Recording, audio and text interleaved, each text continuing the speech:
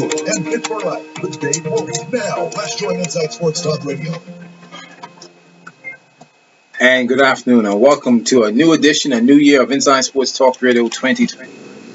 Along with my co-host, Mr. Earl Bass. Good afternoon to you, sir. Good afternoon, Ian. How are you? I'm good. Had a nice little 3-4 weeks off, and now we're back in the helm. Well, yeah. Right back in the familiar positions. Yeah. Good afternoon to you, Don Baston. How are you, sir? Good day, sir. All's good. All's well? Back again. Yeah, back again. 2020. Had to go Christmas? Yeah. Good stuff. Good Nice stuff. and quiet. Nice and quiet. I think I ate too much over the holiday, though. I'm paying for it now, trying to get back into my fitness, and I'm suffering. I ain't gonna lie to you. Takes a while. Takes a while? Yeah. I got a good story from Mr. Bass later on about Billy Goat Heel. Another one, all right? Another one. Nobody believed you. Nobody believed you. I have witnesses. Pay off. Much like the English Premier. Yeah. Pay off.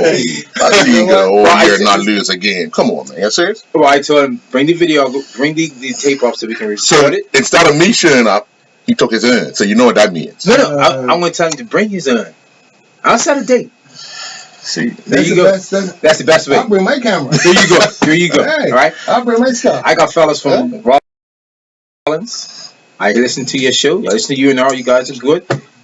I'm your witness. See that? Payoffs. And he sees you come up and down, right? Payoffs. Right? It's all good. It's all good. Well, let's get right to it because we got some great guests that join us in the studio right now. As you know, the big fight coming up on the 18th of this month. Fight night, as they say, fight night champions, the Fairmont of the Princess, that's promoted by Mr. Tico Ferber and his team, Nicky Bascom, and of course taking on the challenger, Mr. Ryan Oliver. Mr. Oliver from England is in our studio right now. First, we're going to start off with Mr. Nicky Bascom. Good afternoon. I'm sorry, Mr. Tico Ferber. Forgive me. Good afternoon to you, sir. Yeah, good afternoon, my friend. Please accept my apologies for that.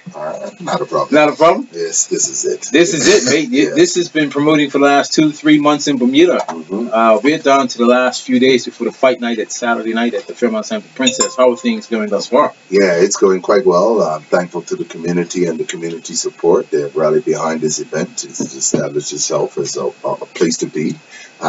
We are currently even making more space. Yeah, really? To accommodate people. So you're sold out. Okay, jeez, that's our Princess is going to be on the renovation soon, so you can make more room. Yeah. Thankful to have the head of the Fairmont to be attending the event as well. Oh, wow. Yeah, they're flown in for this event, so I'm thankful for that. It seems to be putting Bermuda in shape of the sporting world that we are able to put on events of magnitude and great quality. Yeah? Right. Yes. Interesting enough, usually we put our boxing on in the summer or in the fall, but you're putting it on in the new year. You're starting to know something different from a marketing perspective. Mm-hmm. It's obviously speaking volumes right about now. Yeah, it's time to take it seriously, time to afford people the opportunities, such as the young kids all the way up to the professionals, So we're looking at developing the sport. We've acquired our own new ring. So we are trying to really invest in what we believe in, and I believe it will pay off in the long run. Okay, all right. Just going to switch over to our friend Ryan Oliver. Ryan, tell me a bit about yourself. How long you been in boxing, and what are you expecting on Saturday night? I've been in boxing since I was 10 years old, 25 now, touching 26. Saturday night, I'm expecting a tough fight, tough fight. I've watched a tiny little bit of Nicky, and within a minute of watching him, I knew straight away he was going to be the hardest fight. That's obvious, goes without saying. He's a very talented fighter. Everyone's smiling and really welcoming. I'm enjoying it already. And what part of England are you from? I'm from Manchester, England. Oh, so you're a United or City fan? Which one? I'm a City fan. I'm from the bar of I'm from Manchester, so I'm a City fan. Yeah, City fan. Yeah, okay. I've got these greater Manchester guys. Okay. Yeah, I've always been a blue. Always been a blue. So I took care of you this year. You didn't get the hit? I got the trainers on the other side. Oh, so how did you guys marry? That's interesting. The thing is, he's a United fan, isn't he? So he's not going to talk football. Oh, he's not going to understand what he's going on about. He just put his head down. So what sort of condition are you in right now? I mean, it's only days away from the big fight on Saturday night. Yeah, exactly. I mean, this week we're just going to do a bit of a tune up, a little bit of a sharpen like we do on any fight week. But this is a blessing for me. I'm a young professional and I've got a young daughter back home. So on a fight week normally I'm rushed off my feet. I've got a lot of work to do. I've got a lot of looking after her. She only just turned 5 years old, my daughter. So this is It's a blessing. Yeah, it's Right. beautiful just to be able to chill and do things like this. I feel really lucky. So I'm in good condition, just making weight and going over the tactics that my coach Aruna's come up with. Speaking to your trainer, your first and last name, and tell us a bit about what can we expect from your Mr. Ryan Oliver on Saturday night. You can expect a good fight. First and foremost, I'd like to thank Mr. Fuber here to bring us over and giving us this opportunity to come to such a beautiful place, to showcase our skills. And Nicky's gone away. He's rebuilt himself after the loss he took to the Portuguese fighter. And he's teamed up with the Mayweather gym for like a year.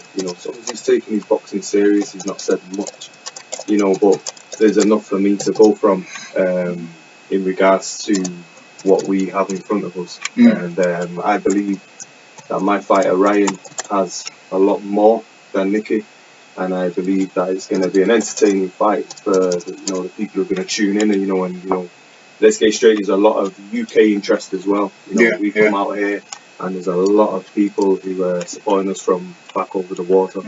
And Ryan's going to bring the game UK style, Manchester style. We won't get into the football, but the true Manchester style of fight is going to come, and it's going to be Nicky's hardest fight to do. Do you think so? 100%. What is your Ryan's record? So what's his overall record? Ryan's record. Ryan is 8-1. 7-1. 7-1. Right. 8 fights. Right. So well, I've looked into the future there. I said 8-1. Yeah. We're pushing it out there to the universe. We've already won. Yeah. In our minds. What type of boxer are you? Are you a stand in front? Are you a mover about? What is your strength? Do you know what? I have never actually showed my style of boxing. I know it sounds so silly. I've had 8 fights and I've not shown how I can box. I've not once boxed. Because in boxing, so many things happen in lead ups to fights. I've never once been 100% for a fight. Never once. There's always been something happen last minute, as everyone knows about. You don't need to say it like where minute and just get through the fights, and that's all I've done. So Saturday, you'll know what sort of fighter I am, and I'm definitely looking forward to actually just showing even people who are close to me what I can do. It's like, I'm glad you just said that. And it's we're in the gym, but going into the gym, we don't do training camp. We're always in the gym. No such thing as a training camp. We're always training, and it's school, it's education, and a good fighter is an adapting fighter. Always finds a way to win. And it's what is presented in front of you to what you have in your toolbox. And what I say to my fighters is we're mechanics, we're plumbers, we're engineers. There's an engine there, and we have every socket set, every spanner, every screwdriver, everything you need, we have in our toolkit when we enter that ring. And we will use all them tools we will use to dismantle that engine, which is Nicky Baskin on Saturday night. Now, the one thing of late, the boxing world has kind of gone over to the English because of the heavyweight champions that have been over the past few years. But coming down in weight, we see it tend to slip off just a little bit. How do you plan to bring that back or bring it out for the English people, not only on the island, but those watching back home? No, obviously heavyweight boxing, like you say there, it attracts everyone. It attracts your casual fans, people who watch heavyweight boxing and get all giddy. They won't know who Vasily Lomachenko is. They won't know who Terence Crawford is, because like you say, they're lighter and they don't attract your average person. But any fighter will tell you the weights that me and Nicky are in, light, welter, but anywhere from like lightweight up to light middle. Most exciting fights happen. That's where you see real fights. There's no mismatches. When you get up there, they're all top fights. So I think it'll do it itself. I think the fight will be such a good fight. Anyone who's blessed enough and lucky enough to see it, I think me and Nicky will just, because I'm Nicky's hardest fight. Nicky's my hardest fight. So it's going to be a proper good one. Have you ever been in trouble? As far as in the ring, like Police. hit, no, Nicky could be the police. Nicky could be the police on Saturday night. Nicky could be the police on Saturday night. So, but in a fight, Listen, do you know what? I'm not even gonna lie. I've been in many a situation in the gym. I've had some unbelievable sparring, and that's one thing that I fall back on when I'm in the ring. And you talk about adapting in the last minute. I've had some unbelievable sparring. Like I've sparred monsters. Like I have been hurt and I have been in trouble. Yes. Listen, you know, I'll tell you a story. When Ryan first came to me, and at the, yeah, we say it because it's real life, and you know, at the time, the stable of fighters that was in the gym, you know, I've always nurtured killers, you say, and at this time I had a newly crowned British champion at 140, and he was world number 2. He's now world number 1, ready to fight for a world title, and he's gone on past his new as boxers move around. But at this time, he was fresh in the gym, and Ryan came along, similar type of weight. I know it's his heart. So I had a young African fighter from Ghana as well, who's beast of a boy as well. And I put Ryan in a situation with the two of them, in and out, in and out. He's coming to the corner to me for water, no instruction. I look him in his eye and I give him a sip of water and he'll go on his way. And this went on for half an hour. And he had it hard because I said to these two other fighters, break him down because I don't want to come back. Because I want to know, am I wasting my time with this person or not? What's his heart like? The next day he was there, waiting to win the gym. So for me, Ryan's gone through the acid test within the gym with many fighters. And like you said, I've put him in sparring situations with different types of people. And people will turn around and say, well, sparring's not the fight. And no, it's not. And, you know, there's some punch out there. Ryan's been in with world champions. You know, we've had him in with Terry Flanagan at the time when he was still world champion. He's been in and spent many, many rounds with him on the build up to the Morris Hutchin around these types of swordsmen who will nurture him. And like they say, iron sharpens iron. But to first get iron, you need to put it in the fire. You need to forge it in the fire. So Ryan's been through that, and you know, like we say, I'm taking nothing away from Nicky Bascom, and he's got a big story, and you know, and when the first fight got made, and you know, I watched the documentary, something, you know, I felt, wow, he's experienced some hardships in life, but he's still the person he's going to be today. So it's like you say, give that 100% respect, you know, and that's how we come to this. And like I say, boxing's a sport, and you know, the two will enter the ring, and everyone goes and stands around the sides. I walk down the step jets while I say it doesn't matter what you got, it's whose default button will be pressed first. Right. Okay. You get what I mean? Default button. Yeah, I got Liverpool's all the way. Got it. Liverpool. I had to say that. I had to say that. I had to say that. How long's it been now with Liverpool? 30 years. right And now, you never had a Premier League title. Nope. Nope, that's all right. But that's all right because it's coming to an end this year. Thank you. And even that's all good. I had to say that. I had to say it. But you know, Jen, I have to squeeze you up and bring in some other guests. My last question is for Ryan. Is this your first fight outside of England or? As a professional, Yes, professional. As a professional, okay. yes, Okay. it is, yeah. All right, good. So, well, gents, I thank you for coming on board. I wish you guys all the best. But Nicky comes first. Of course, yeah. You know what I'm saying? That's your guy, man. All right. All right. Listen, I'm getting treated so nice. I just hate No. I'm gonna tell you what. Nicky comes first. yeah. Oh, you mean in the fight? Nicky goes first. Good one. All right. Thank you very much, gentlemen. Enjoy the rest of the day. Enjoy your stay in Bermuda. All right. Thank you. We'll be back after this.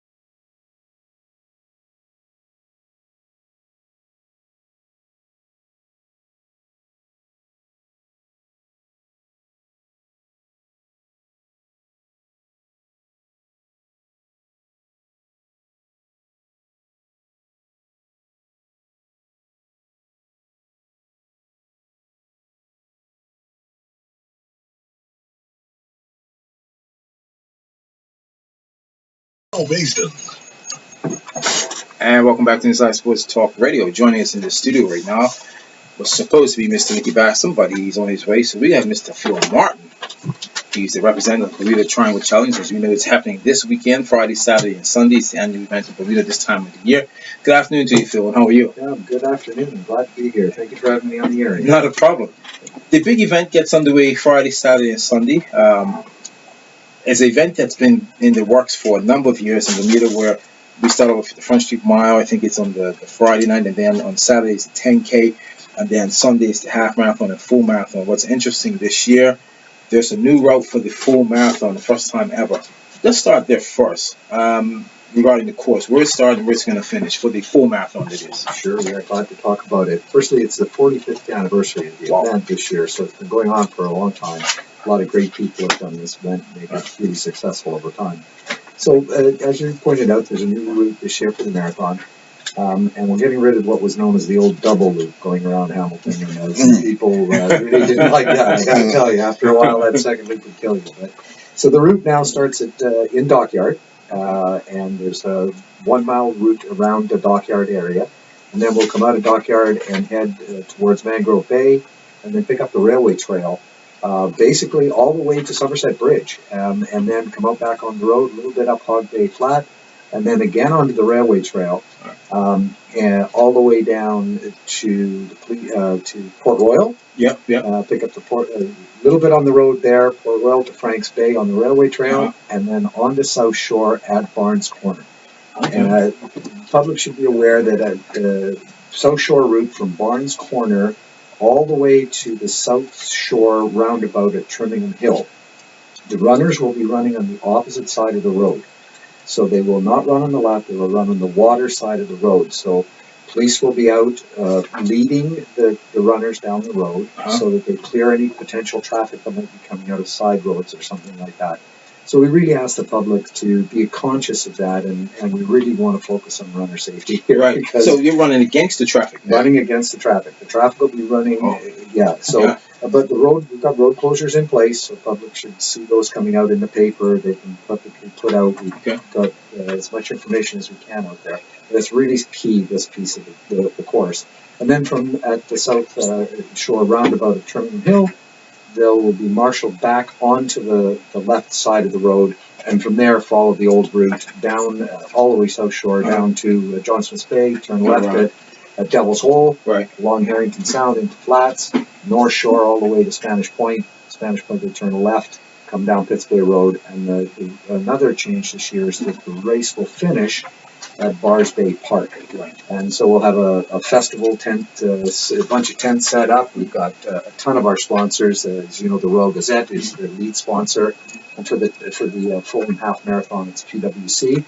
And in the infield area, we're going to have try to make it more festive. So a few of the things that will be going on is we'll have a bouncy castle, we'll have food, hot dogs, we'll have ice cream, Haagen-Dazs, we'll have beer on the rock, we'll have Gosling's black rum,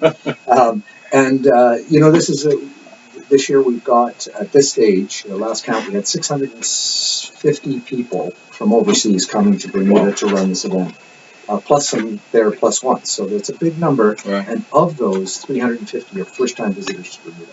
So it's really, really big on the tourism, trying to really build this. And so we've added a couple of things to the marathon route that may be atypical to the way people think. So there's going to be 3 refreshment stops that will feature Gosling Black Rum at them. So we're going to have one at the Swizzle Inn on South Shore, one at John Smith's Bay, and the last one Black Luck Fast. And so people come along and have a quick sifter of Black Rum as they go by. My question is this regarding the course on the South Shore. Why are you going against the grain? The first time I ever heard of this in Bermuda happening anyway. Why are you going against the grain on the South Shore when you hit Barnes Corner right down to the south side roundabout in Paget? Yeah, so the logic was just this. We really wanted to promote Bermuda as the island that it is and the beauty of the island. So the route being a double loop just didn't do that. I mean, as nice as Belco is, it's not the thing that we really want to have people going and looking at. So the idea of moving them down onto the opposite side of the road is to give people the water side, right? We're going to run them through our railway trails, which are just beautiful and idyllic, and then when we come down South Shore, we wanted to stop at Horseshoe Bay take a couple of pics and send it home to their friends. Say, here's Bermuda, right?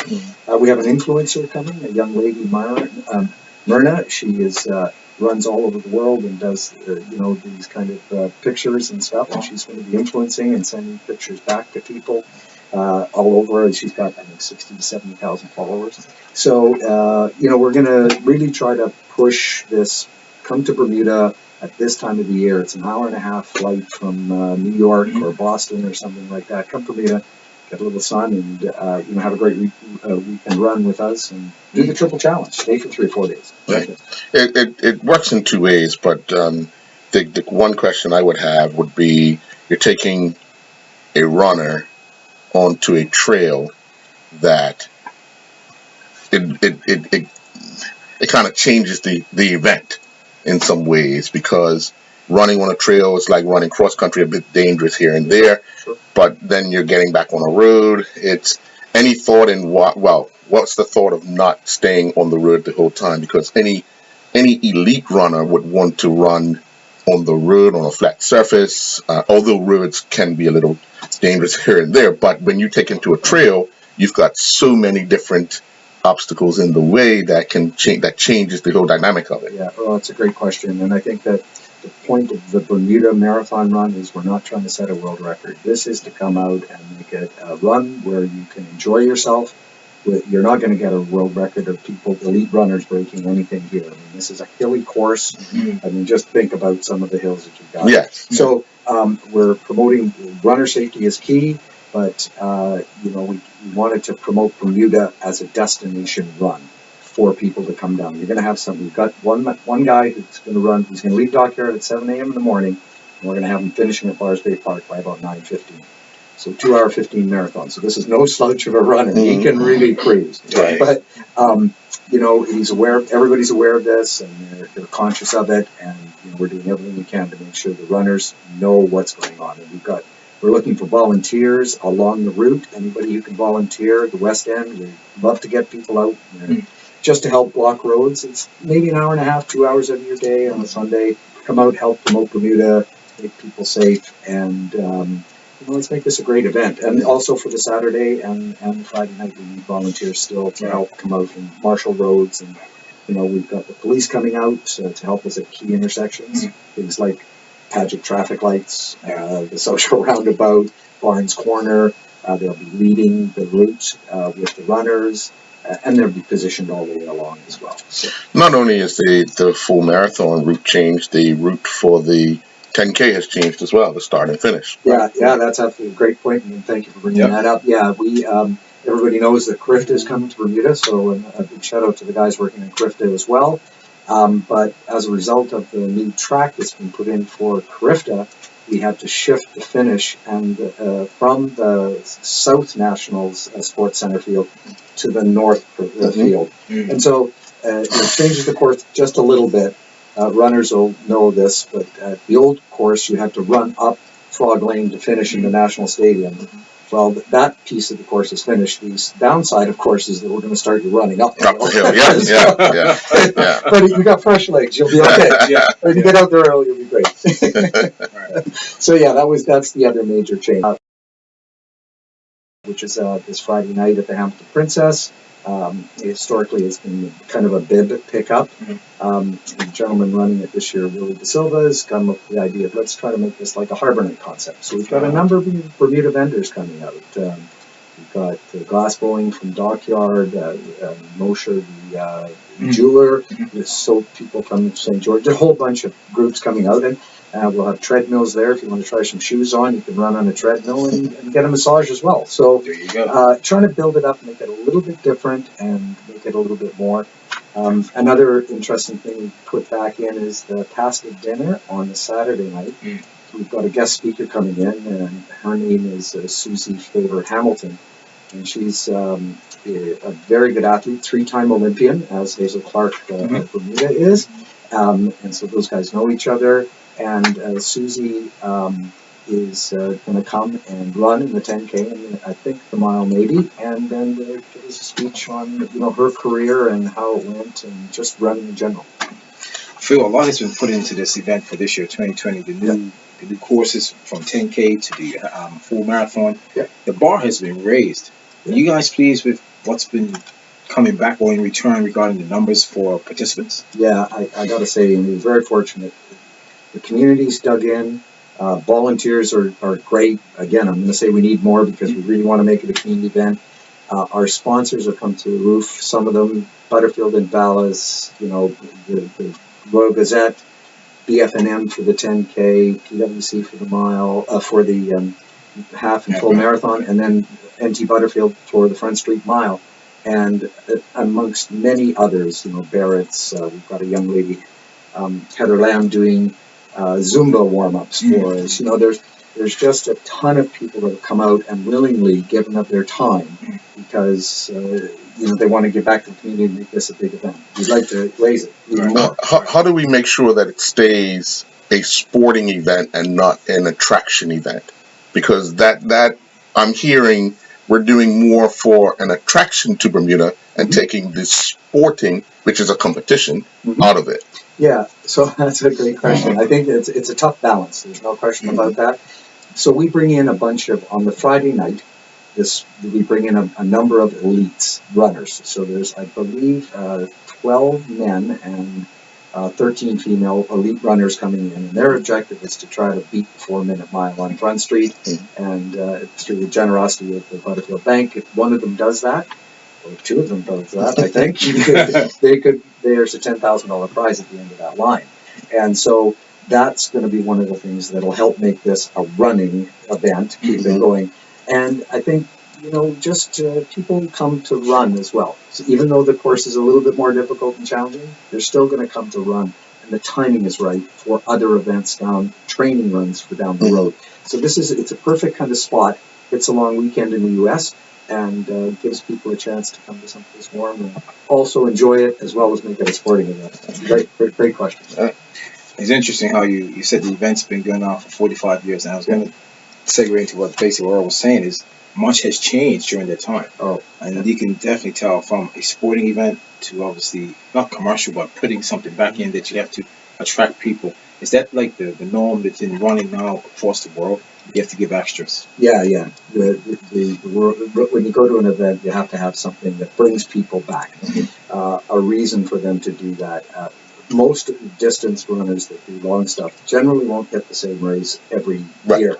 They'll go, if they like it, it's about the community word spread. Their running group in Boston, hey, look, Bermuda was fantastic, and guess what? The weather was nice. Go down and do that. They'll come back every 3 years, but you need to really keep spreading it and saying, what do you got? One of the other things that people do is the bling. So the race and the medals, and I'm sorry I didn't bring one with me, but this year we conceptually, through the marketing team of the strategy, Anna Laura Hawkins' team, came up with an idea of a triangle.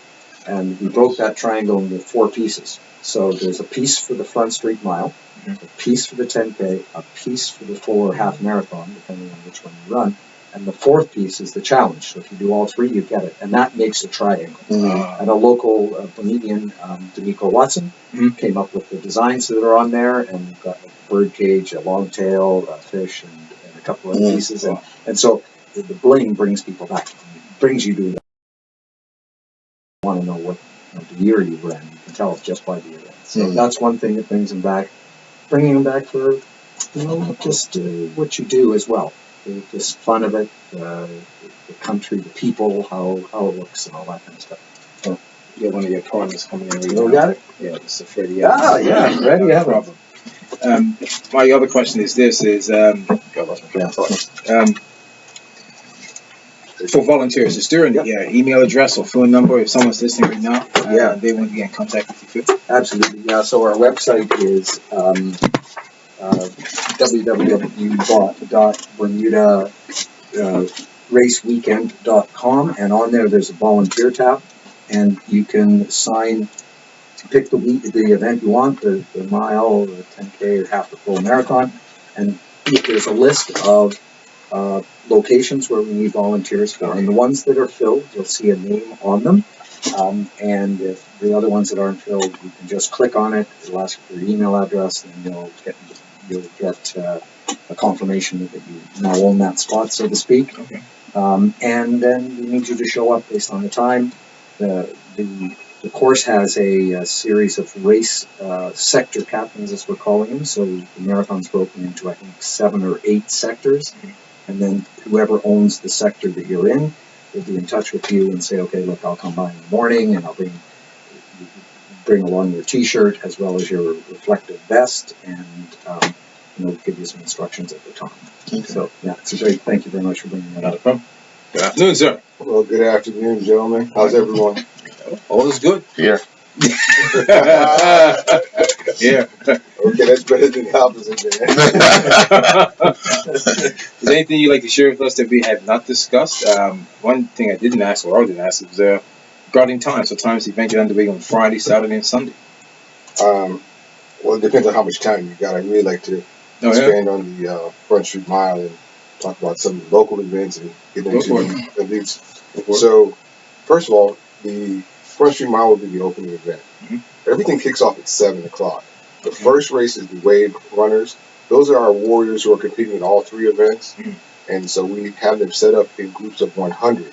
So they take off down Front Street doing their mile of the weekend. So we have 6 waves of those runners. That should conclude about 7:40. And then we start with fire on the streets. We have the best elite field that we've ever had in Bermuda. Really? With Butterfield support, we legitimately have a chance to give away $10,000 this year. Legitimately. If women run under 425, $10,000. So this is legitimate. Let me share it with some of the people in the field for you. Sure. To ensure they go fast, we have some 800-meter runners. So Charlene Lipsy. Charlene was a 5-time All-American, 3-time SEC champ, ran for the USA. She's an 800-meter runner from LSU. She'll be one of starting in that field. Samantha Murphy's 2-time All-American, 800-meter runner from the University of Illinois. Elise McCoglin, a UK Great Britain Olympian. She runs a regular 425. So she's right on that verge, so she'll go past that, hopefully. Angel Picarillo out of ACC. Angel is 9-time All-American, 9-time Big East champ, and she slided in the USA trials, so she feels like this is her year to go to the Olympics, so she's trying to make a name for herself. Rolanda Bell she almost has Bermuda status. She's been around a long time. But she still represents Panama. She's trying to make the Olympics. And she hasn't decided whether she's going to run the steeplechase or the mile for them. So this is a testing ground with her for the field. And Ursula Farrow, also a US LSU grad, who does 10K, and she's been here before too. So that's going to be really great. And rounding out that elite section of the field will be Deborah Rodriguez, and she's from Uruguay. And she was South American champion. So we also have some of those elite runners who are 10K and marathon runners who are jumping in the field. So it'll be a field of 12, but I just ran off the 8 fastest for you. Right. That's huge. That's a big number regarding that for females. How about the males? We go over to the men's side. Young guy who ran at Oregon with my son Aaron. His name is Pat Casey. Pat just ran 3:55 in Honolulu in December. So Pat says, I'm coming down to get the money, Doc. Just real quick, has anybody seen our course? You can see it on the map, but they don't know it until you arrive. So that's a tricky part. Rolanda has the edge. Rolanda has the edge for that part, but just like we did for the women's with the 800-meter runners, we've stuck a couple of them in who, with tendency just to push that race and get them down to the east end of Front Street. We'll see how everybody works their way back. A guy named Haroon Abder, he also ran Oregon professionally, or he's still running Oregon professionally. He came out of the University of Minnesota. He runs 4 flat on a regular. Andres Arroyo is from Puerto Rico. He's a Puerto Rican Olympian. He's an 800-meter runner. Michael Rimmer out of Great Britain. He runs a regular 408. So, he has the foot speed to do something special. And I don't know why. He's just a better 1,500-meter runner. So he does like 3:38 and 1,500 meters. So he'll be around. He just seems to fade in that mile. Robert Downs is a 2-time D2 All-American. and he runs 800 meters, and he's a 146 guy. So, like I said, we have a lot of foot speed in the race, and then we have like 4 other athletes who are going to do the challenge. As for Saturday and Sunday, because we don't have much time left, because the news coming up at 1. So what's it looking like regarding for the 10K, half marathon, and full marathon? Okay, I'm going to defer to Phil for the 10K. Okay, sure. That's no problem. They're for 8:30ish. Was it? Is that moved up? Nope. So it's been done? Nope. And then and then we've split out the walker section this year, so they're going to start at 9:05. Okay. And then they'll finish. Well, the fastest run is Freddie's putting out. We've got a couple of the people from his field coming in. They could be 26, 27 minutes to be. So we wouldn't even have time to get the stop line. We moved the start line, but these guys are really quick. And then the marathon starts on Sunday at Dock Head, as I mentioned, at 7 a.m. in the morning. Mm-hmm. So there'll be a ferry leaving Hamilton at 5:30 to get everybody over there, to get them all set up and stuff. And they'll run and then converge with the half marathon group that lead the Hamilton Princess at 9 a.m. in the morning, and run down Front Street, up Trinity Hill, and connect on South Shore with the marathon crowd, and then just follow the route that was the normal half marathon course. You mentioned that the ferry leaves 5:30. Is that All Boys Point? All Boys Point, yeah. 5:30 sharp. Those who are listening, 5:30. I'm 5:35. 5:30. Yeah, that's important. We're trying to make everything on time. Freddie's got a calendar, a schedule for the mile, and we want to respect people's time. Right. We don't want to drag it on in the evening too late on Friday night. And then we've got to set up for the other events as we go along. We've got to move stuff around. So we're really trying to make it a little bit more succinct, if I could. Ian, if I may, sure. Let me give your audience some local flavor, some reasons to come out besides the elite runners. Mm-hmm. Primary school girls division, you have 20 athletes qualified. All 20 ran faster than 7 minutes to qualify. It's going to be hot. Primary school boys is going to be another great event. Some new faces. They're competing quite well right now. Middle school girls. The young lady who was second and the young lady who was third, that's Elise Dickerson and Legend Stevenson, from primary school division have moved up. Mm-hmm. The middle school champion, Dara Desmond, in the second place, Adrian Argent, are still in that category. 4 seconds separated them last year. So they're going to be flying down the street. Okay, so that's going to be a great race. In high school senior division boys, you might remember Kazai Seeley picked everybody at the end. Well, Ryan Otterbridge, Kazai Seeley, Jesse Marshall have all qualified careerists, so they're all in great shape. And they're all going to be battling for podium positions. Mm. So a lot of reasons for locals to come out, support our youth, have a great night, make an evening of it. Bring Nana, bring Papa, bring a blanket. It might be damp. Come on out. It's going to be a great event. Yeah. I just think the weather forecast for Friday looks all right so far. Yeah. Keep our fingers crossed for the whole weekend. Yeah, that's it. Yeah. We got other things coming out. We got the Gone Days coming out. We got the Regiment Band coming out Friday night. Lots of entertainment. Community, please come out. Again, bear in mind the people on the roads on Saturday and Sunday. Just take a second when you come up the road. If somebody says you can't go forward, it won't be for long. Just try to be patient if you can be. And we look forward to having a great weekend. And thank you all for the community, your sponsors, and everybody who's helped out. Really appreciate it. Thank you for having us on the show. Sure, no, not a problem. Not at all. Thank you, gentlemen. I've got to get ready for the news at 1 o'clock, so best of luck on this weekend. Thank you very much. Having you on next week and give an update what's happening on the whole weekend. Fantastic. Right. Thank you very much. Thank you. We take a news break and we'll be back after the news.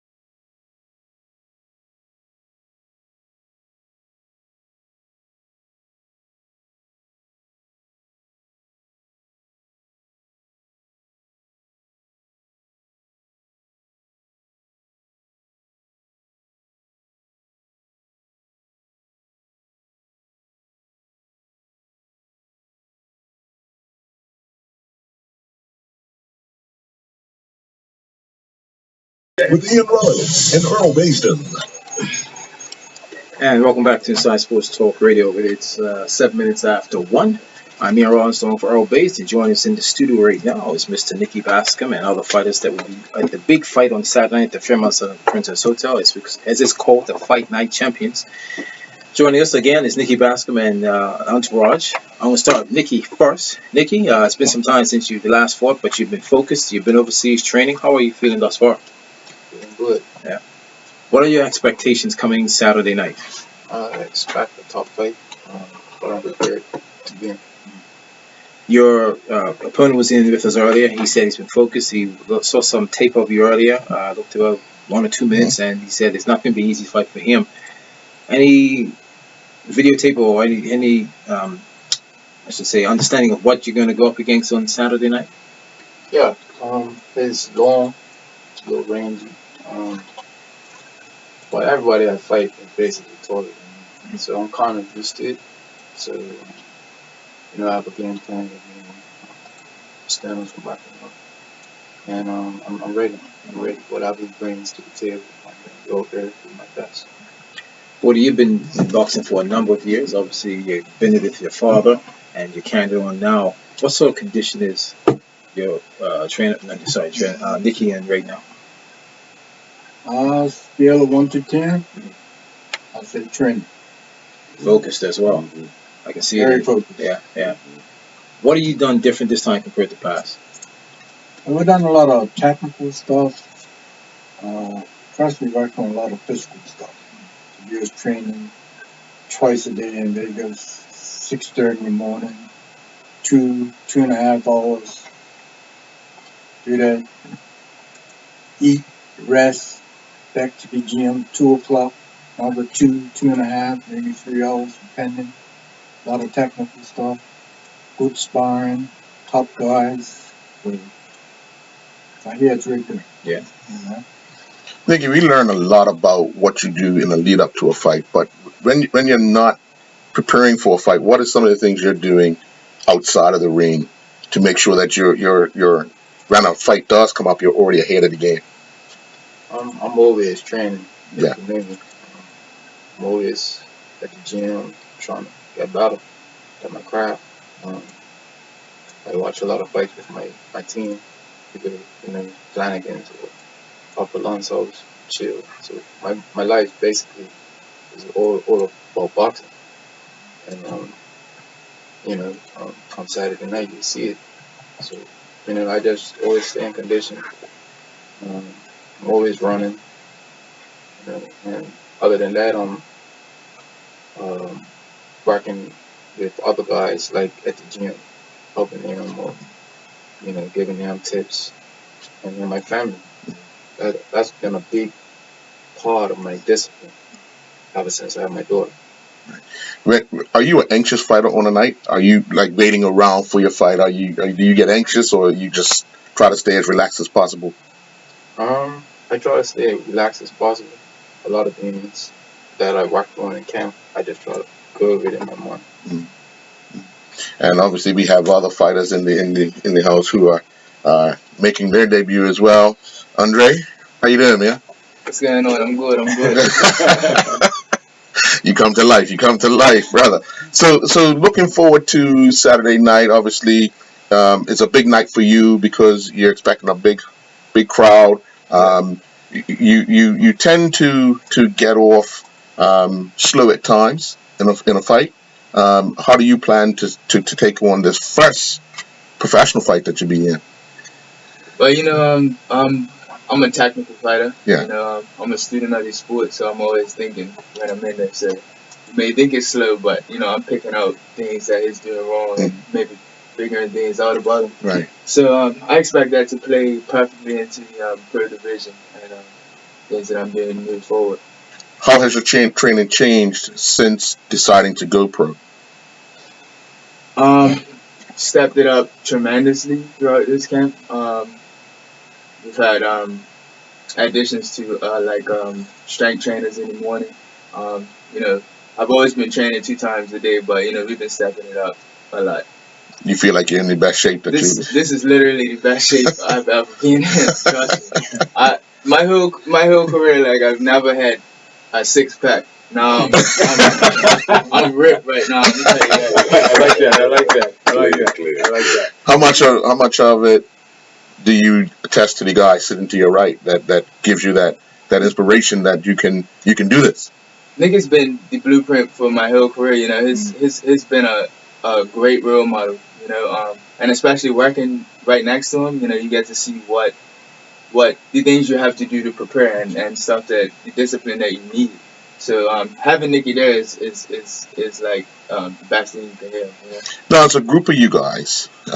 We haven't seen that for a long time. Where we always have, and Leo will probably attest to this, in the number of years that we've had maybe one fighter here, another fighter there. But now you got a group of guys near the same age, looking for the same ambition of being a pro and being the best they can be.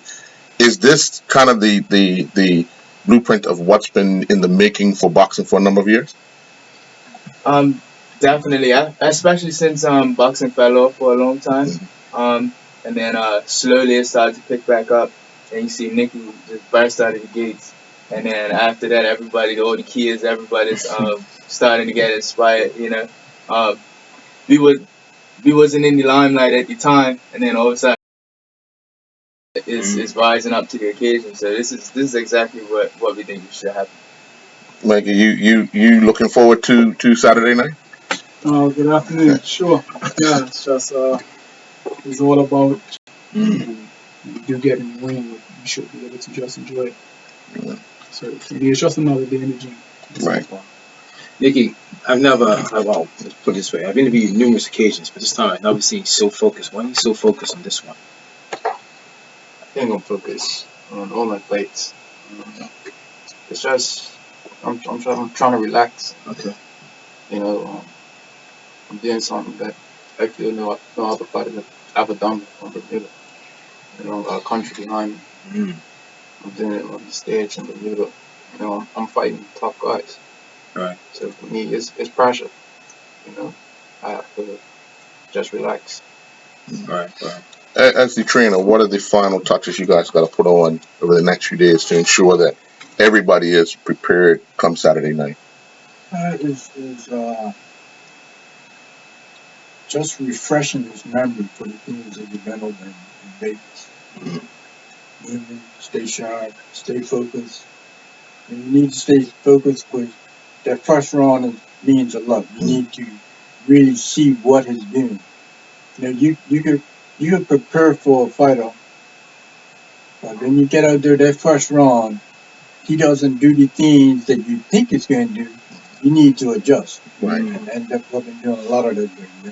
Really focusing on watching him, see what he's doing, and then capitalizing. You know?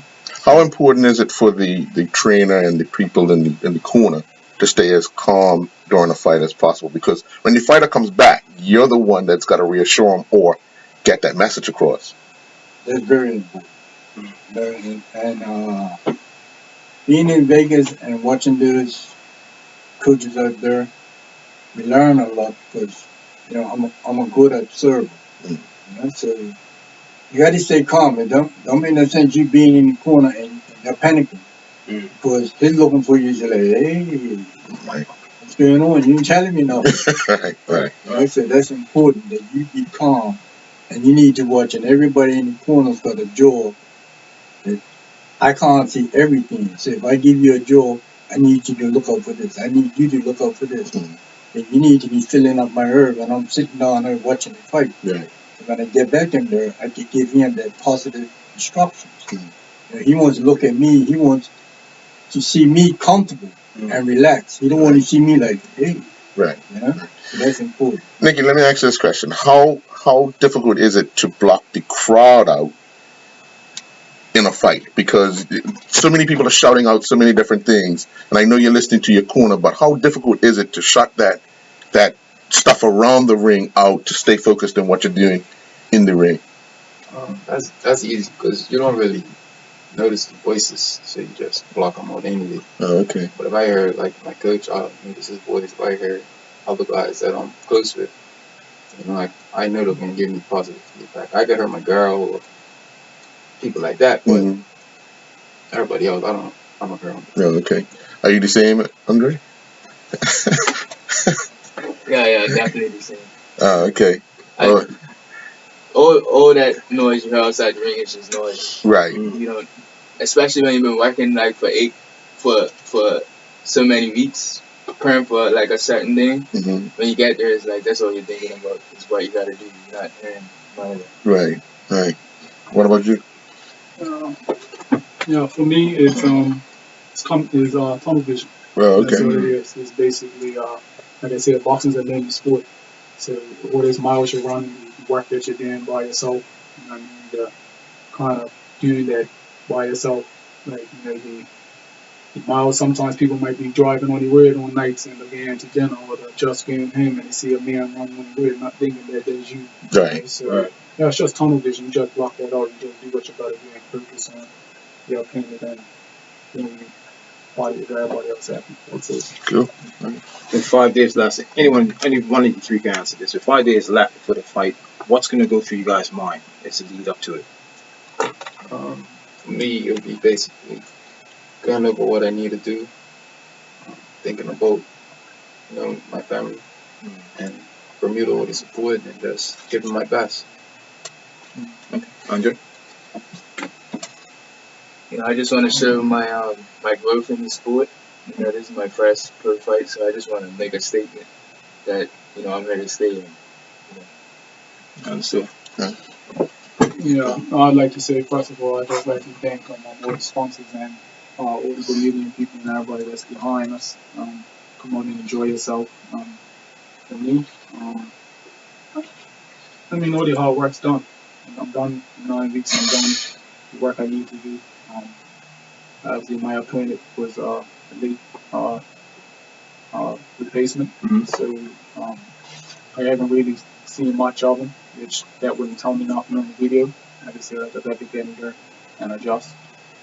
Boxing's a thinking man's game. For sure, it's not about getting in there swinging like a foolish. So for me, it's all up in the head. Okay. 40, you've been around for decades. I remember as a young man starting to get involved in boxing. So what sort of advice are you going to pass on now with 5 days left for the big fight? Stay relaxed. Definitely be comfortable. What you've done, prepare yourself for the fight. Main thing, stay relaxed. Now we're just staying right there. Staying right there. Okay. Tico, Yeti Man is behind the scenes putting it all together. The event's been promoting the last 3 months. We're in the final stages. I think we had spoken earlier today that you have to put on extra rooms. Are you telling me that the event is sold out, so you got to put in extra? Well, we're being creative with our seating, and I'm thankful. And these opportunities have been made possible by our sponsors. And I have to say a special thank you to our title sponsor, Premier Health and Wellness Center. We have community sponsors, which is Eastland Asphalt, Ringside.com, O Faces, Open Your Heart, Pepsi, Controversy Gym, Aries Sports Center, Rigo's Gym, and Bermuda Sensal Association. Without them, this wouldn't be possible. So it's a collective, real, and team epic. Without them, we haven't had no sleep, but we're thankful that we are able to be in a position to deliver such a product that I'm sure the community will be happy and thankful for, yeah? Oh, we definitely are. I mean, boxing's a big sport in Bermuda, and now you're bringing it back. It died down for a while, but you got these great athletes here. Looking for a good show on Saturday night. Yes, we are. Yeah, very much. Any final comments you'd like to add before we wrap up? Well, I just say thanks again, and to all the participants involved, I thank them and look forward to seeing them. We have from young kids being afforded the opportunity to participate with overseas opponents. It's going to be one of those action-packed nights. We're not going to have a whole lot of intermissions. It's going to be nothing but non-stop boxing. What time doors open on Saturday? Doors open, and the event starts at 6 p.m. Yeah? Okay. So the doors will probably be open realistically at 4, but we're starting at 6. We have an action-packed card. We're not trying to spend the whole night and turning it into other things. Yeah. So therefore, we have some things planned out, and we are working the timeline to make sure that we are on point with the timeline. We have Wednesday we have a media workout for all the boxers and to get some media exposure. That'll take place at Aries Gym, and I believe it's approximately 2 p.m. That'll be something to watch out for, so you can get your little insight of what the fighters are looking like. But from my observation, they all look prepared. Leo's done a great job as well getting these guys ready. All the gyms are gassed up and ready, and I'm ready to know that Team Bermuda is represented well. We have some T-shirts on available if you didn't get your VIP, because it's all inclusive with that. We have some flags, so I have a few giveaways here for you, for your lucky listeners as well. Sure. This means a lot to Bermuda boxing, because Bermudans love boxing. You're bringing the sport back. You athletes, your trainers, and all. I wish you guys all the best Saturday night, because this can speak volumes for Bermudans. So all the best. Appreciate the help. No Good luck, problem. guys. Thank you. All right. Thank you. We'll take a commercial break and be back after this. Sports Talk Radio.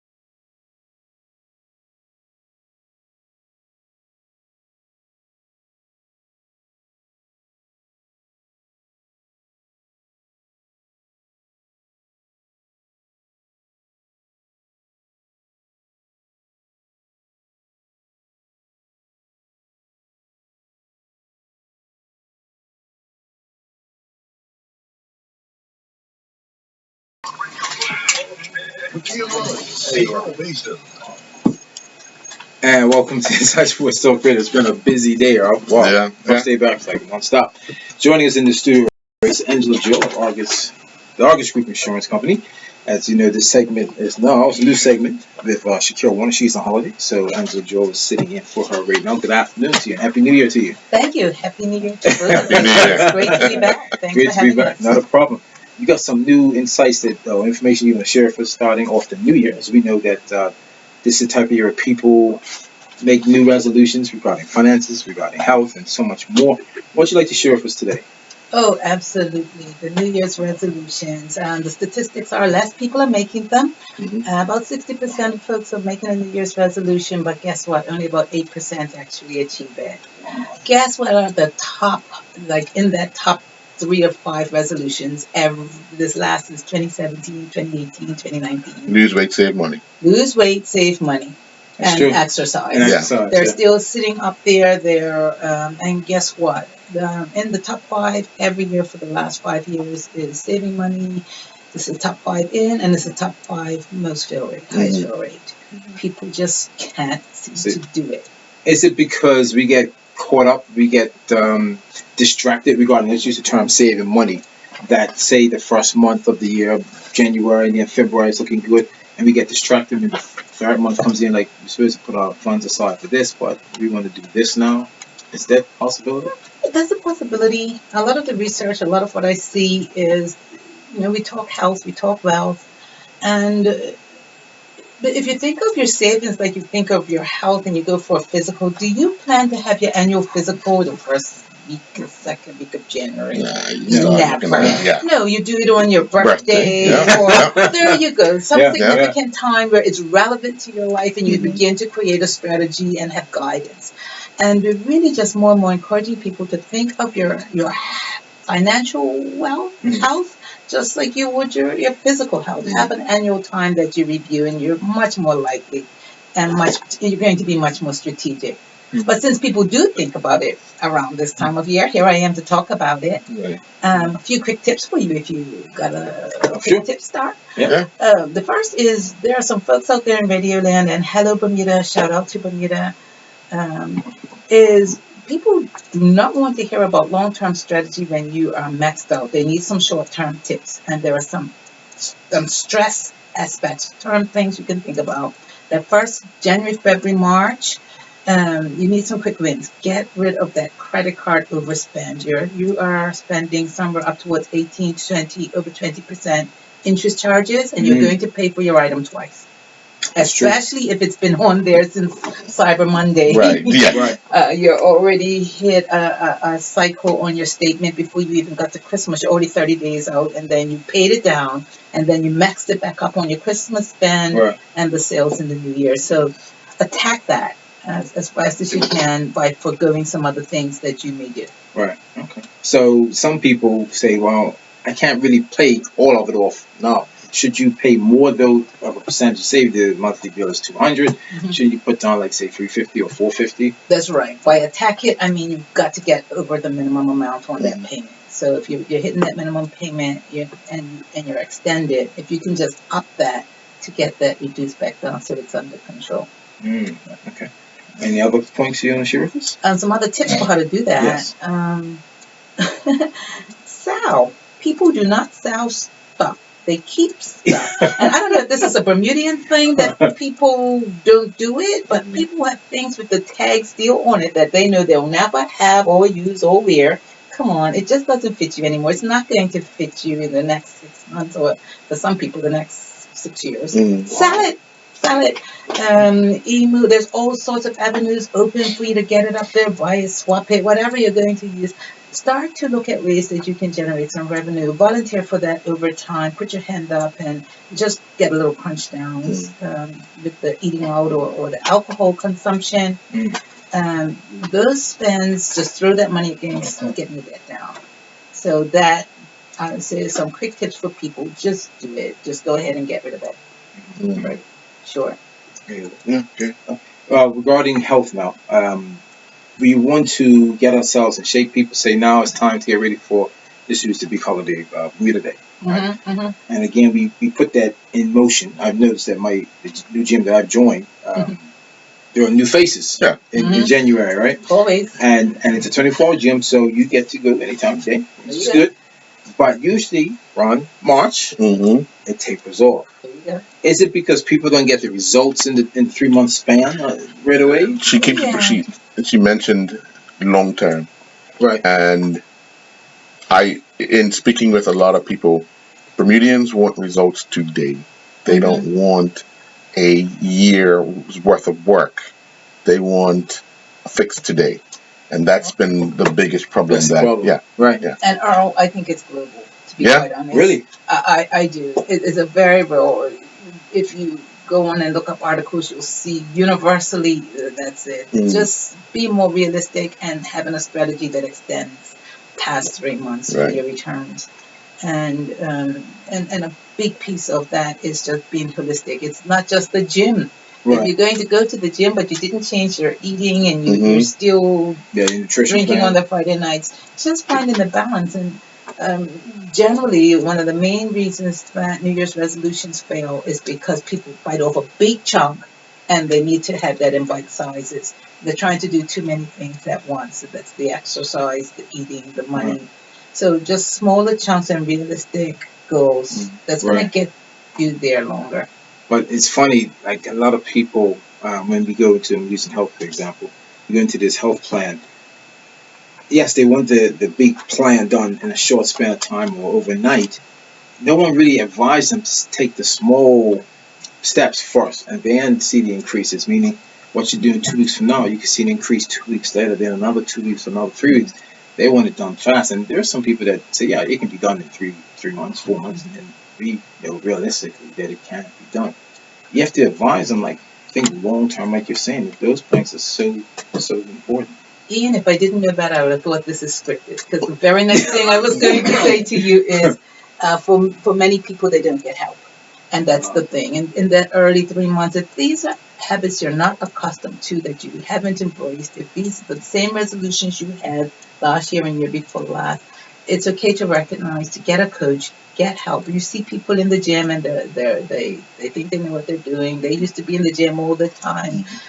There's a great reward that comes with giving yourself some accountability with a coach, but also you aren't the same person you were a year ago, physically, fitness wise, financial fitness wise. Get some help, get a little hand holding, particularly in the early periods of starting a new chunk habit like exercise, eating, or saving. Little hand holding doesn't hurt. No, Right. it doesn't. Right. Cool. Now, once we're into this mode, meaning like the first quarter's gone, because that's our biggest challenge. Yeah. How do we sustain that? Yes, we know still take the small steps, but we want to stay focused on how do we stay focused to get to our goals. Oh, I've got a favorite three when I have it's called the elevator speech. If you had, Angela, just 3 minutes and you had to tell people three things they could do long term, what would they be? And I have to tell you, financial success, which is my favorite to talk about, but it crosses same subject for health. One is have a budget or a plan. That big B, have a budget. Two, have an emergency fund.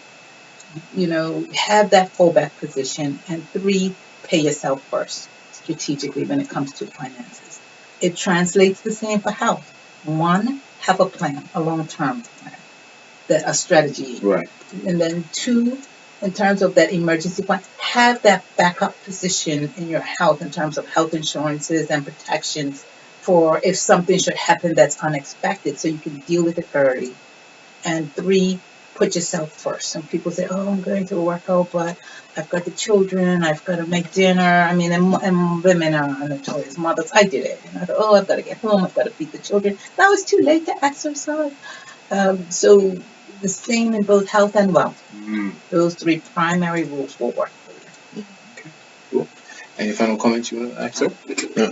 How does one maintain that thought though? Because you say reward yourself, make sure you come first, but how does one separate that? Because you're so people are regimented, so you tend to do the same thing on a Monday. That's true. That you do next week Monday, and the following Monday, and then same thing on the Tuesday. So how do you change that?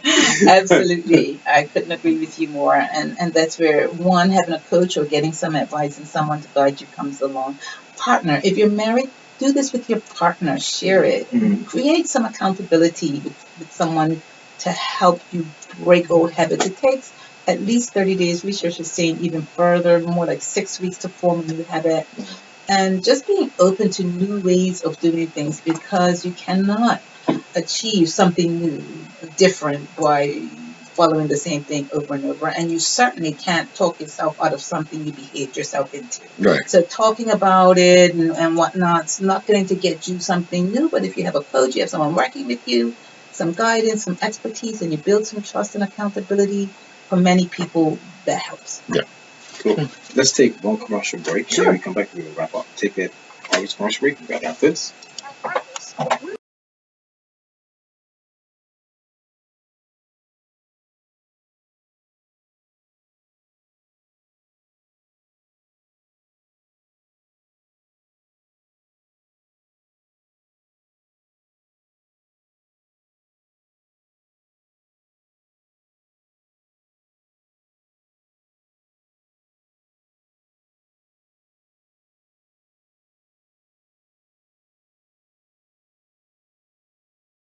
Side Sports Talk Radio. Before we wrap up, Angela, is there any final comments you'd like to add that we did not ask or that we did not discuss? No, I think we really, hit the highlights, the top three. Both, this is such a broad subject in health as well as wealth. The Argus family, our interest really is in our members, but also in the community. So we invite people to go onto our website. There are tools there and helps and articles there. Even if you are not a client of Argus, certainly if you are a client of Argus and you've signed on to our Thrive program, we have even more help tools and guidance tools for folks. So please use those resources, Bermuda community, and other than that, I thank you. It's always a pleasure to be here with you guys and to share. So Not a problem. awesome. Thank you so much. Not a problem. We look forward to having you back. And of course, Shakira's on holiday. But Much love to her. Well deserved well deserved. holiday. Well deserved. Yes, sir. Everybody deserves a holiday. They So sure I do. understand. We'll take a commercial break and be back after this.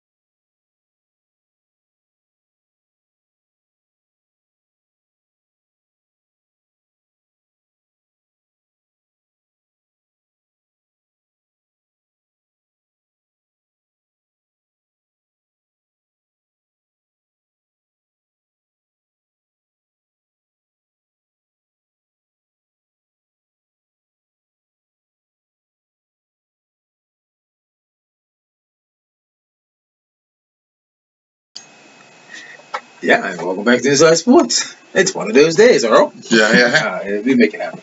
On the phone with us is Dave Wolf. He has a new segment joining us this year on Inside Sports Talk Radio.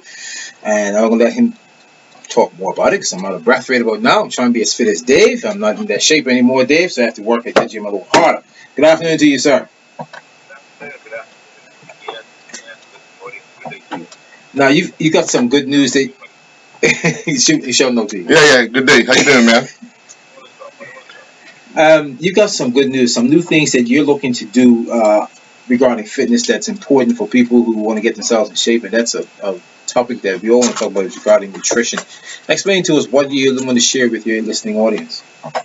Well, I think we touched on it just before we found the Christmas break was a new initiative that I am doing. I think we did discuss it, and I just want to highlight it one more time, which is I think is important, which is and we've mentioned before the importance of nutrition, getting some good meals in, some whole foods. So Life has partnered up with Grammy Eats, which is super exciting, to launch a signature line of what we call grab and go meals. We have pushed the launch date back just a little bit just to make sure that we are doing our due diligence and got all the logistics, shall we say, worked out. So we're looking at our launch date of February 3rd, where we will make the meals available at a few locations. So that's the biggest thing, and I think it's exciting. There's been a lot of interest, good feedback, and I think the demand was already there. We just need to make sure that we are able to meet the demand and do a proper job. Well, that's good news because one thing, as you know, as an athlete, when you train, you don't want to really go home and cook a meal. You don't want to really go buy something that's not to your liking or to your nutrition plan. So the plan or the meal plan that you're putting together is more of a health plan that will work with someone who doesn't like to really cook or prep their meals. Oh, it's that plus more. And obviously, there are people who do prep their food and who are happy to do it, but perhaps they don't do it every day. Or maybe they miss a day or they get caught up for that reason. So the idea would be to start off with grab and go, so to make the meals available at various locations, which we'll come out with. So, he ends in time, he happened this one Wednesday morning not to prep his food, so he can grab it and he can just go. So that you would know that, A, the meal is healthy, nutritious, it's been prepared fresh that day, it's cost effective, you can pick it up, and then nobody really can look at it and you can see what the ingredients are and all of the various, what we call macronutrients, which is the fancy way of saying protein, carbs, and health effects. So, yeah, that's the important thing. So, yeah, for somebody who doesn't want to cook, and that person says, hey, I cook all the time, I guess it's cook today. One thing is that, and I'm speaking from my experiences, I can go strong like on a Sunday through a Friday afternoon, but I fall off the wagon like a Friday night and then Saturday. Are these meals going to be available on a Saturday? That's a good question, and I'll go back further forward.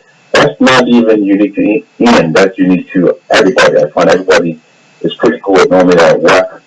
You got your little structure, so you make your time. You got your various tasks. So for the most part, people are pretty good Monday to Friday, and then the weekends sometimes a little bit of damage is done. So what we're going to do, we are going to start off with Monday to Friday. And the main reason for that is what I don't want is to have meals that are made and they're not able to be purchased or, or bought. So start off small, keep the demand going, and then certainly add on 8 other locations and then make it available every day. But that's a good point. That's a good point. We're going to start off with just Monday to Friday initially. Because there has been some requests that, hey, why don't you guys take orders and you can pre-order. That's also what we're not going to be doing initially, but perhaps something to do, as we get going and get more comfortable. I think one of the things that I'm very aware of is not to overpromise and under deliver. Fair enough. Go ahead. Yeah, fair enough. Fair enough. One thing that's interesting, we were talking about the pre-order. People are asking for me to get into that mode now. Pre-order. That's a huge challenge. I think where you're doing it right by, first of all, starting small and working your way up there. Are these meals going to be available for breakfast, lunch, and dinner, or is it just lunch, dinner, or what is it? What they're going to be available for, or when they're going to be available? Sorry. So I'm a big believer on letting things grow organically. My idea is to start off with just what we call a lunch meal, a dinner meal, which will be, so option one would be a protein-based meal that has some veggies. And option two would be a protein-based meal with veggies and a carbohydrate, which we consider their lunch or dinner, depending on how you choose to eat your food. And then, again, maybe add on some dessert ideas, some breakfast ideas as the demand grows. As we get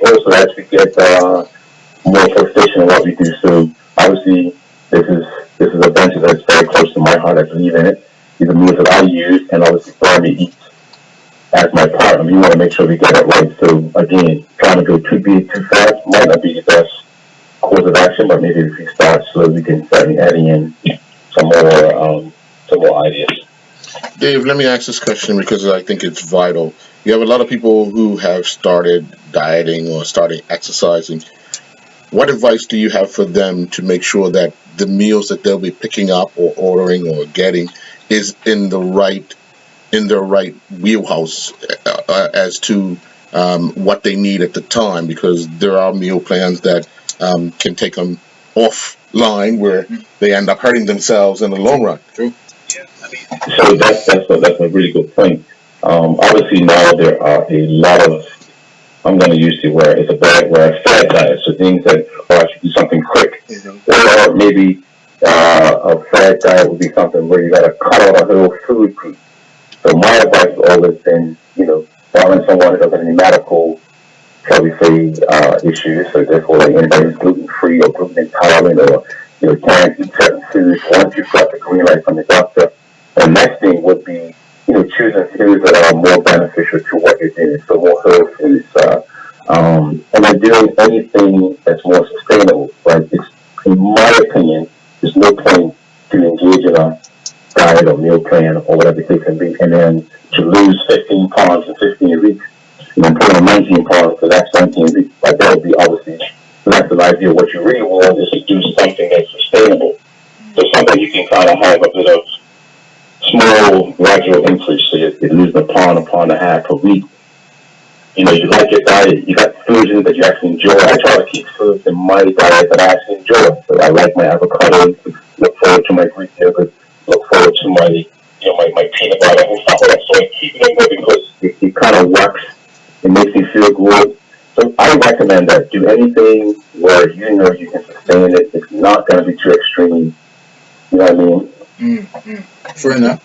Dave, now you're 3 weeks away from today, February 3rd, when it launches. Is there any website or email or phone number that someone get in contact with and wanted more information?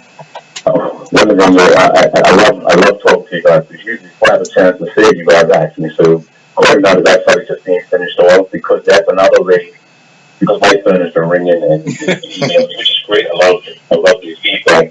What I really want to do is make sure the website was up and running, be fully launched. That way people can go and see what's available, what's coming available, and how it's working. So I would say probably by the next time we check, we can have, I believe, there'll be an update and there'll be a link to the website so people can go and come in. Okay. Cool. That's a good thing because just let our listeners know that Dave will be joining us every second and fourth Monday on Inside Sports Talk Radio. So the next time he will be on regarding this matter will be on the 27th of this month, which is 2 weeks from today. And then the 3rd of February, as I look in the calendar, it's a week after. So it's perfect timing. I hope everything goes well regarding your website. Any final comments, sir, you want to add that we did not ask? I just want to encourage everyone that, it's obviously a new year, and another opportunity, to continue their journey. I think it's exciting for me personally because I always think about, ending the new year, what things I did well last year, things I didn't do well, and then usually is an opportunity for me to kind of like just really grab it by the horn. So I always say, how you start is how you finish. And not in a revolutionary way, but in a way of saying determined that this year will be successful in whatever they do. So that's personal, professional, fitness wise, just how we start is usually how we finish. To start well. Okay. Thank you very much, sir. Enjoy the rest of your day. We look forward to having you on board on the 27th of this month, and we discuss more, and then at launch on the 3rd of February, for sure. I appreciate the time. Thanks. Thanks. Have a good day, guys. All right. You as well. Thank you. Again, Dave Wolf will join us every second and fourth Monday of Inside Sports Talk Radio in his segment, Fit for Life with Dave Wolf. We're going to take a commercial break. When we come back, we will have the president of the Bermuda National Athletic Association join us in the studio. We'll be back after this.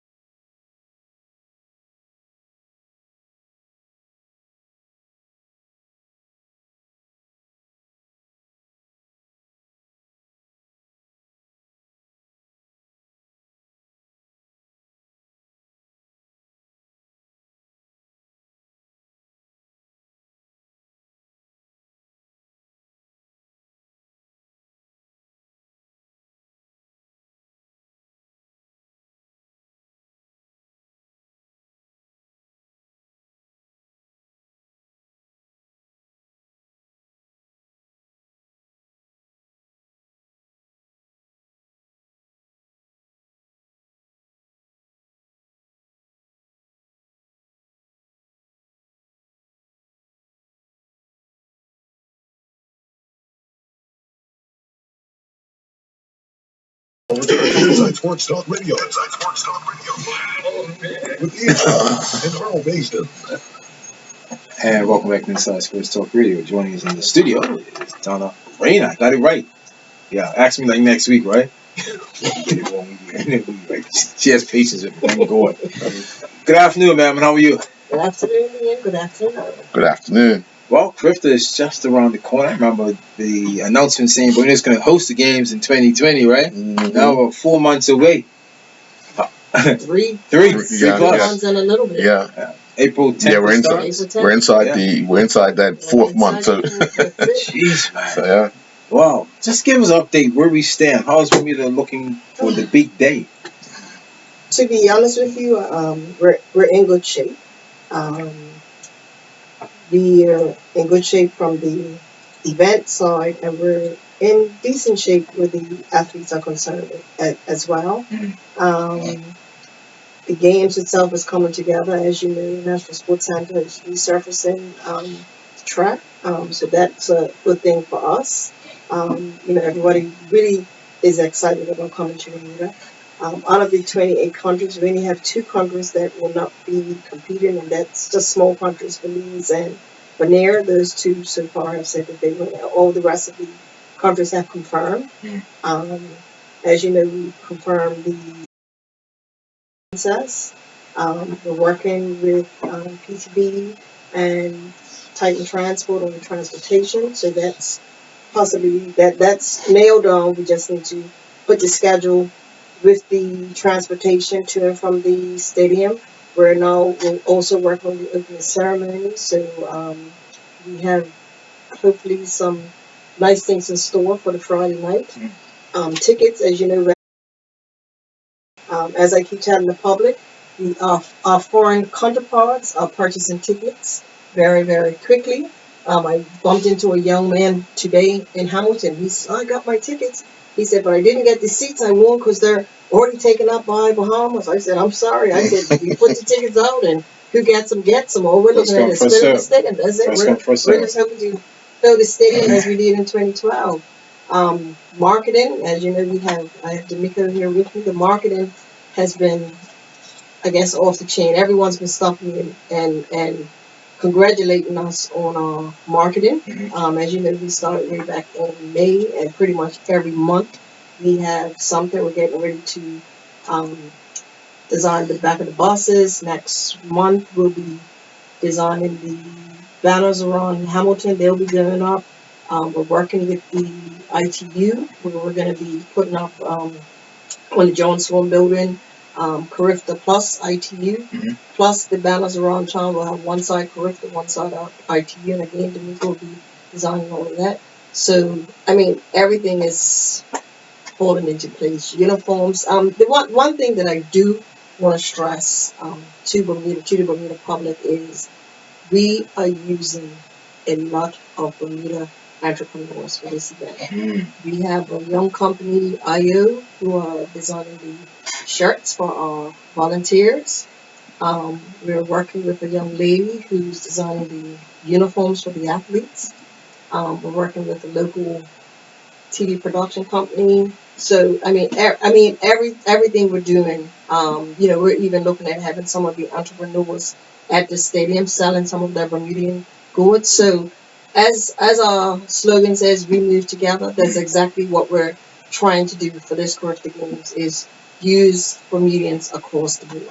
And things are for even for the opening ceremony. We're going to be working with one of the Bermuda companies to put that production, and they're going to be doing that on their own. As you know, I have enough on my plate, so I'm farming this stuff out as much as I can. Poor D'Amico, his plate is full and overflowing. And the other thing, we're going to restart our accreditation system. So the other good thing is that we have over 200 volunteers. That was just fantastic. We had on our site, people just sign up for volunteers, and we just couldn't believe the amount. So we had a volunteer meeting in, I think it was end of November, and just about all 200 showed up at the meeting. And we're still getting people send it. Even though we've shut down the website for the volunteers, we're still getting people emailing us and saying, "Oh, I see it's not up on the website, but we'd still like to volunteer." So we're really excited how Bermuda is really, coming together. We've been to a couple of places to talk about, the buses and so on, and they're all excited. We've got a lot of sponsors on board. I mean, I'm just overwhelmed with the response we're getting from the public this time in 2020. Yeah, I forgot we were But again, I think a lot of them have seen our advertising and they're really, wanting to jump on board. Of course, a lot of people are asking who's doing it. They think we have an overseas company that's doing all our advertising, and when we do, Yep. it's D'Amico. not. That's it. D'Amico. Speaking of marketing, D'Amico, you've been involved in this for a number of years. You've been overseas. You've worked in California. You've worked with some Hollywood people. You worked in Europe. Now you're bringing it back home and giving something back to main trust behind this. How much time you putting in daily, man? All day, every day.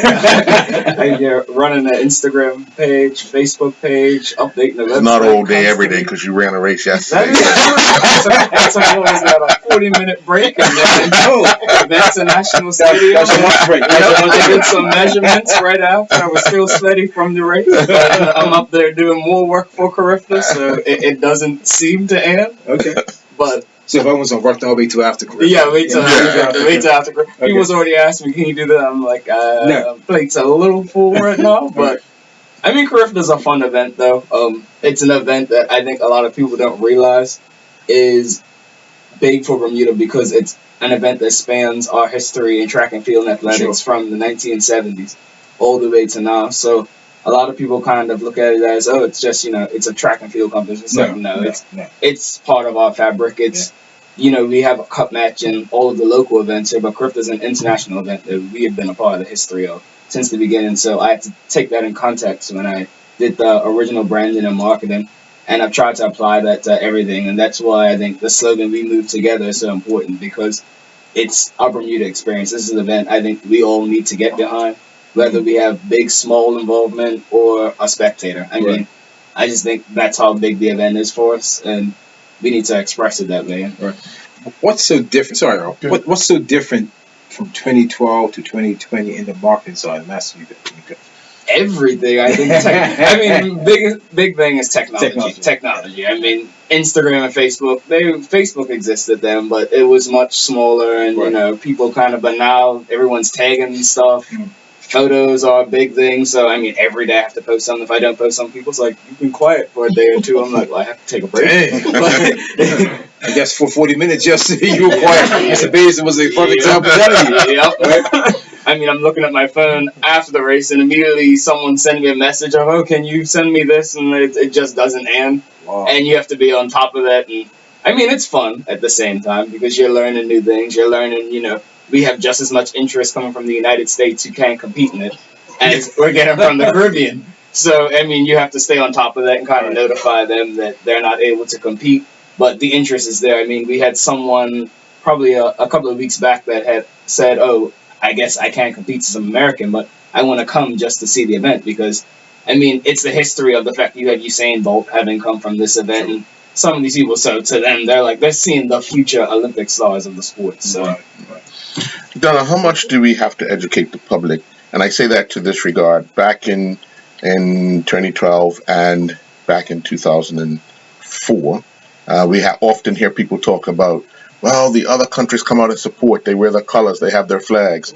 And Bermudians don't tend to wear the national color, don't tend to fly the flag and all that. So how much do we have to educate the public to ensure that Bermuda is represented, not just in voice, but in dress, in spirit, in everything that's in the stadium? And that's a good point, Earl, because what we're looking at doing in 2020 is every day we're going to have a different color. Okay. So, for example, on Saturday, it might be everybody, we're wearing the pink with just the blue trim. And on the Sunday, we're wearing the blue trim with the pink. And then on Monday, we may break out in purple, because as you know, our colors are pink, blue, and purple for Carifta, but for Bermuda's pink and blue. Right. So we're going to let the public know this is the color that you want to come out in. on that day. So we're going to make that a big campaign of marketing. It's like, we've got some athletes that you want to be seeing in that stadium. I mean, as you know, some of these athletes live and compete overseas, and they will be here. So I basically want to tell the public, you want to come out and see these athletes because you're going to be able to fly that Bermuda flag. But as you said, and as I said to the gentleman today when he said to me about purchasing tickets, I said, Bermudians don't need to be Bermudians for this event. Don't wait until the day before and decide, you know what, I want to go to Carifta because you may be sorely disappointed. And don't have Donna Rayner's phone ringing off your horn. How can I get a ticket? I'm gonna say it right now. Change your number, right? Change it. Exactly. And the thing is, we have a security officer. Lyndon Rayner is on our local organizing committee, and he's already told us you can only have so many people in the stadium, and that's it. There will be no repeat There will of be no repeat 2012. of 2012 where we just say, okay, you can come in and you could just buy tickets and stand and sit anywhere. Oh no, he told us from the very beginning, this is going to be tight. This is going to be nailed on. This is the amount of people that can fit in the stadium. That's it. There will be no more. People have to understand it's safety and security. It's safety. It's safety. Exactly. It's very if something important. happens, you've got to be able to get them out of Thank you. out of the stadium. So he's already told us, and like I said, every meeting he comes to our meetings and he says, "You all need to know." And he said, "I'm gonna keep on saying it. No extras will be entering National Stadium for that event. So buy your tickets early and don't be disappointed if you don't." What about the former record holders, winners of Cariftas of past? How did we last time we really put them on show? Oh, we have something special planned this time. This year we're doing. This will be the first time Carifta has a baton relay. Okay. That commemorative baton relay. We're gonna have the former athletes run through town, each exchanging the baton, then all running together, and then by the time the opening ceremony starts, the baton relay will end with all the athletes coming into the stadium together. So that's a big special event we have planned. That we plan on doing for them. On top of that, I mean, from a marketing standpoint, I'll be trying to shout out various athletes and do special things leading up to the event. But I would say for the event, that's the big thing that we want to kind of commemorate all of them. Let me just get this right. You're saying you're getting former athletes run a baton through town? Possibly walk. Possibly. Some may have to walk. Yeah, 100 meters, 100 meters. Yeah. Some may want to run longer, but we ask them, how long do you want to run or walk for? Right.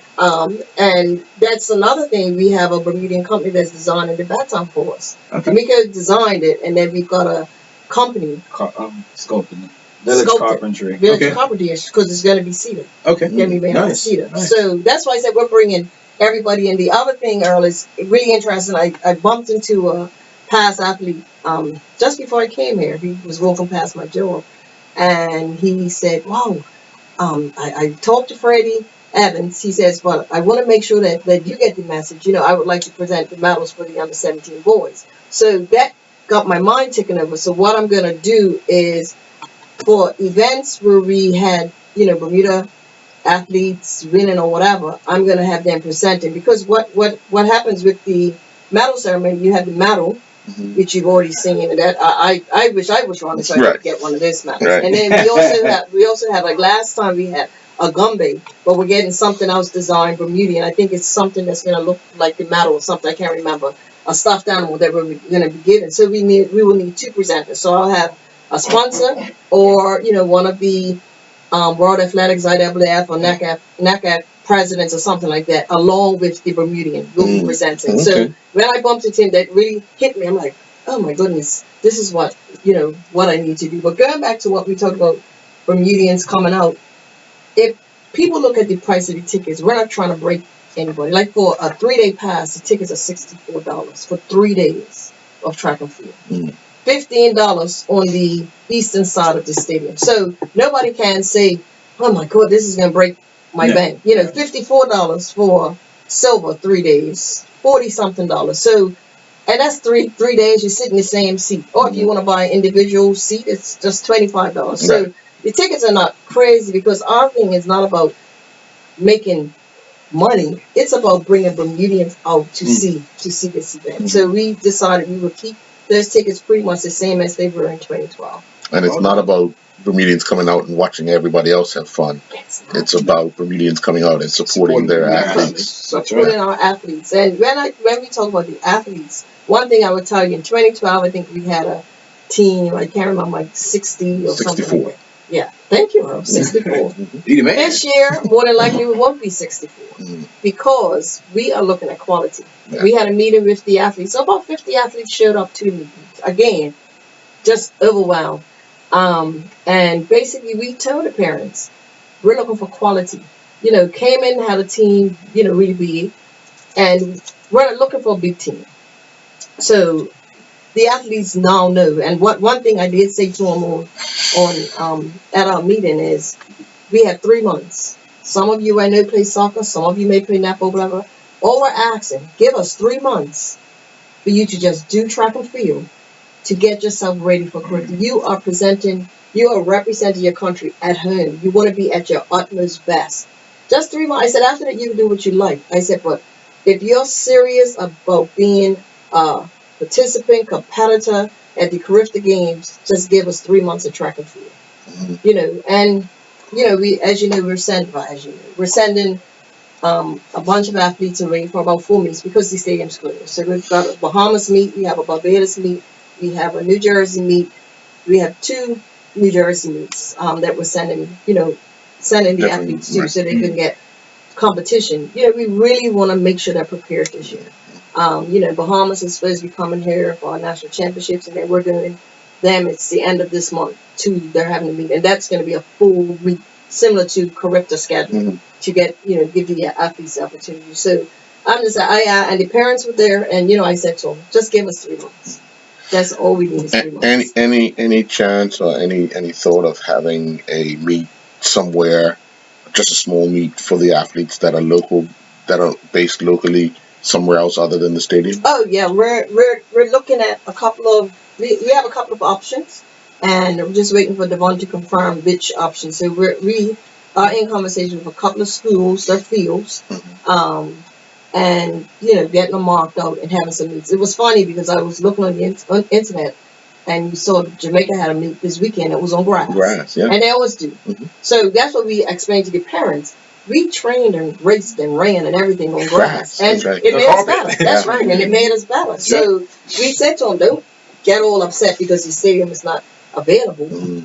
You still have grass out there. So yes, we're looking at having because there's only 2 meets really that we have scheduled during the resurfacing of the track. So those 2 we're going to look. One of them I think the athletes are away anyway, and then one of them we're going to look at having it. I would suggest then that if you're going to have a meet, it's announced early and encourage some of the public to come out and see what talent is out there. You know, we often have meets at the stadium where people drive by and don't stop. You know, but here's an opportunity to have a look at an athlete that you would probably be inspired to come and watch April 10th through 12th or 13th. Yeah, you know, so it's one of those things where you know, we have to work a little harder to make sure that people are informed where it's going to be, you know, and a schedule, and then you know, we take it from there, and then you know, the public can't say, well, I don't know what's going on. Exactly. We got to take that out of their hands and say, here it is. And here's an opportunity to come and see a local talent that will be on display representing you and the rest of us in April. Cool. Any final comments from you two? Well, my final comment, and then you can have his own final comment. My final comment is, by April the 10th, if there's anyone in Bermuda that says they don't know that Carifta Games is happening in Bermuda, I'll be very disappointed. No. Don't be disappointed. Don't be disappointed? No. They wait till the last minute, trust me. They do. Well, I hear it every day. Exactly. That's what I'm saying. Don't be disappointed. But I'm saying I won't be disappointed. I said they should be disappointed. Oh, I'm sorry. But I mean, because we've marketed this, like I said, since May. We've been marketing everywhere that you could think of, and I always say I want to thank the media. The media, all media, has been fantastic. I mean, anything that we put out there, the media has supported. put it out there and everything else. So I want to say thank you to the media. I also want to say thank you to the sponsors that have come on board. Like I said, it's been overwhelming. I want to thank Branton Roberts. We brought Branton Roberts on board for him to go and get. I'm sure you already know, but I think you know how boisterous and all of that Branson is. So he has brought a lot of sponsors on board and still out there working to get more sponsors. So I was like, I can't do all of this. And the first person that came to mind was Brenton. I said, you know what, Brent will be, because he does that anyway. Yeah, he loves He'd be it. fantastic, and he's done a fantastic job. Very last thing I have to say is what I keep on saying, and this is the message that we're saying to sponsors is Carifta is not just about the athletics. If you look at the number of athletes that have gained a scholarship, myself included, and most of us were recognized and noticed at the Carifta Games. So that's, I think, also what's bringing a lot of these sponsors on board is that this is not just about athletics. I said this is about a young person's future. And from 1975, you've had athletes every single year going on an athletic scholarship. So I'm done. So You sure? Who's asking? One more word. That's your son telling you He knows that. He knows very well. I guess from my standpoint, I would say, well, my mom says that the marketing has been everywhere. I still think we have an extra upswing that we're gonna take before in these next 3 months between, like you said, the buses around Hamilton. So I think at that point, then there will be less of an excuse to say you haven't seen Carifta. There's going to be even more. On top of that, for an event we have coming up on this Friday and Saturday, Miles Market will be supporting us. And you can go to Miles Market, and I believe it's as you buy groceries, you can donate your spare change to the funds for the event. And like she said, it's not just about funding the event itself, but you're funding the future of track and field, athletics, and the youth period.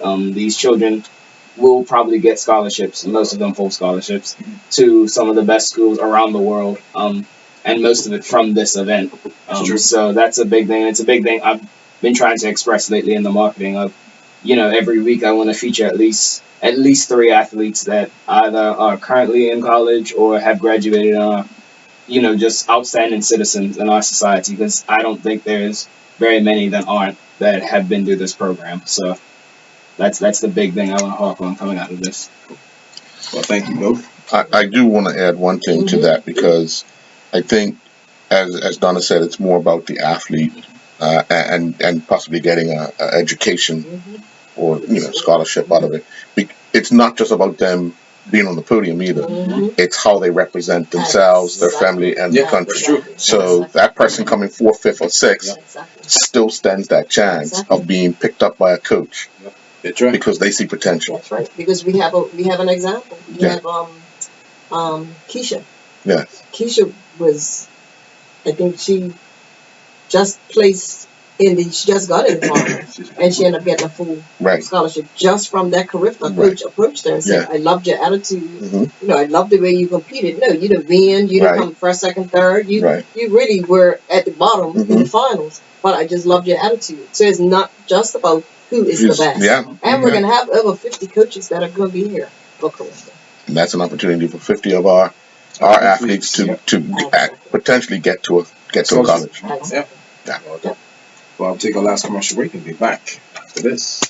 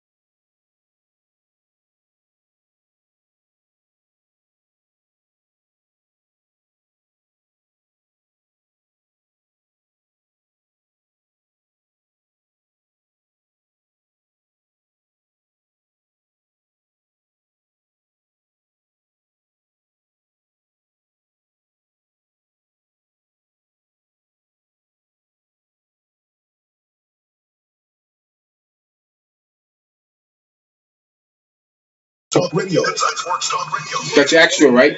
With Ian Rose. Got the extra? Earl, baby. You have the extra? Yeah.